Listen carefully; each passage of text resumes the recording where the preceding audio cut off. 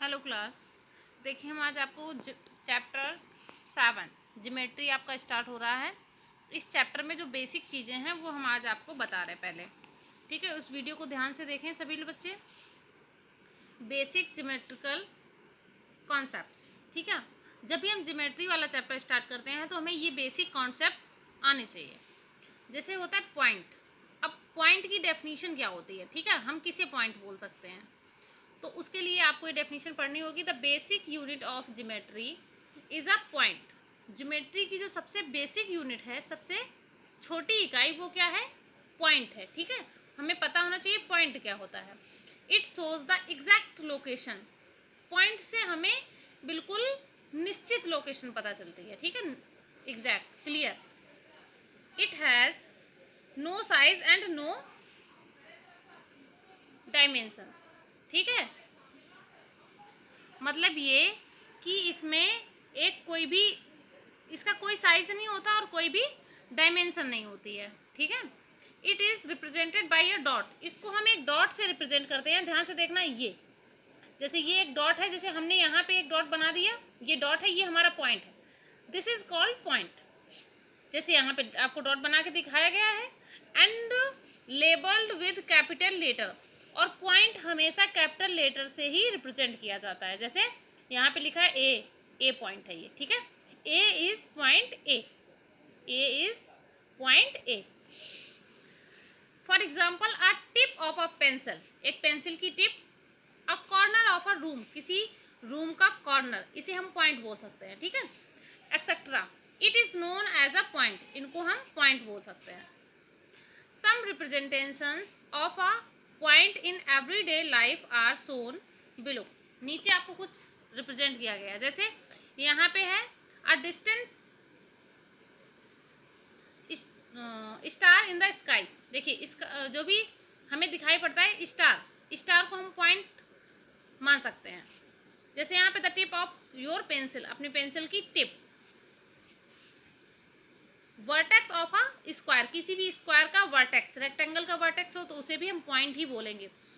उसी पॉइंट पे वर्टेक्स होता है जहां से दो लाइंस एक दूसरे को ज्वाइन करती हैं।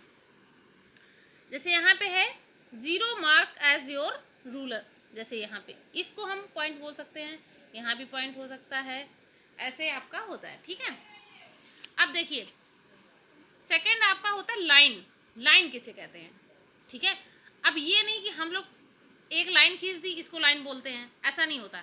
लाइन की भी अपनी एक डेफिनेशन होती है, वो आप लोग को समझनी है। लाइन की डेफिनेशन क्या होती है? Line has no end points. End points का मतलब होता है कि वो कहाँ, नो एंड पॉइंट मतलब ये कि लाइन को हम कहीं नहीं रोक सकते हैं। मतलब ये कि लाइन हमारी इस साइड और आगे बढ़ सकती है, इस साइड भी आगे बढ़ सकती है, आगे भी और पीछे भी, उसे हम लाइन बोलते हैं। तो देखो लाइन में दो एरो बने होंगे, इस एरो का मतलब है ये आगे बढ़ सकती है, इस पीछे जा सकती है, मतलब ठीक है। इस एरो का मतलब ये इधर जा सकती है। ठीक है, end points, sorry, a line has no end points and extends endlessly in both the direction. मतलब ये कि हम इसको अनंत तक आगे या पीछे बढ़ा सकते हैं। Thus a line has no fixed length, इसलिए लाइन की कोई फिक्स्ड लेंथ नहीं होती है। मतलब ये कि मान लो हमने छोटी सी खींची, वो भी लाइन होगी, और इसको और बढ़ा दिया तो उसकी डिस्टेंस जो होगी वो चेंज हो जाएगी। फिर उसको और बढ़ा दिया तो उसकी और डिस्टेंस चेंज हो जाएगी। तो उसमें कोई लेंथ निश्चित नहीं होती है। It is straight path of points, इसको हम इस बहुत सारे पॉइंट्स को स्ट्रेट वे में, मतलब सीधी लाइन में, अगर हम बहुत सारे पॉइंट्स को सीधे सीधे ऐसे ऐसे करके ले और ज्वाइंट कर दें तो हमारी लाइन ही बन जाएगी। ठीक है, but it has no thickness, लेकिन इसमें थिकनेस नहीं होती है। ठीक है, कोई थिकनेस नहीं होती है लाइन में। जैसे आपका a straight highway with no end and no beginning, एक हाईवे जो कि जिसमें ना ही एंड है और ना ही बिगनिंग, पता नहीं कहाँ से शुरुआत होती है और कहाँ वो खत्म होता है। देखिए तो लाइन को हम रिप्रेजेंट कैसे करते हैं? It is called as line. देखिए जैसे ये है सी और डी, ये हमारी एक लाइन है, तो इसको हम रिप्रेजेंट ऐसे करेंगे, सी डी, ऊपर ये लाइन वाला एरो होना चाहिए, मतलब ये लाइन और दोनों साइड ये एरो। इस एरो से हम समझ जाएंगे ये लाइन है, ठीक है। सी डी की जगह हम डी सी भी लिख सकते हैं, क्योंकि ये सी डी या डी सी दोनों बात बराबर है, ठीक है। रिप्रेजेंट ऐसे करेंगे, ऊपर हमें ये लाइन वाला एरो बना होना चाहिए। अब देखिए दूसरा होता है हमारा रेज, ठीक है। देखिए रे में क्या होता है, अ रे इज अ पॉइंट, सॉरी, अ रे is a part of a line with one and point straight points, ठीक है। It has on infinite number of points on it, ठीक है। रेज में क्या होता है, अभी देखो हमने लाइन पढ़ी थी तो लाइन में नो एंड पॉइंट थे, ठीक है, मतलब कोई भी एंड पॉइंट नहीं था। बट रे में वन एंड पॉइंट होता है। देखिए ध्यान से समझना, लाइन को हम इधर भी पढ़ा सकते थे, पीछे भी और आगे भी एक्सटेंड कर सकते थे।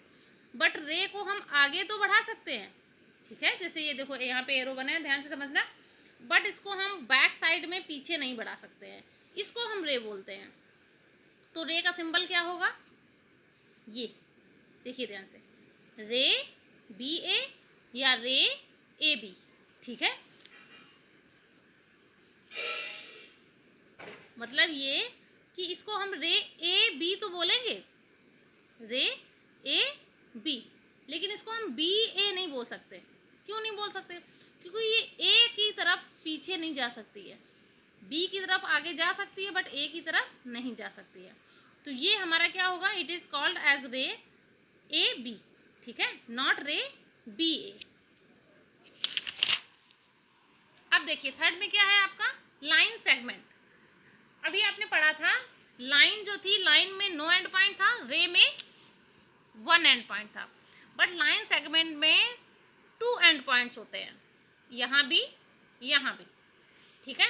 A line segment is part of a line with to and points straight points and, मतलब ये कि होनी चाहिए ये स्ट्रेट वे में ही, ठीक है, सीधी होनी चाहिए।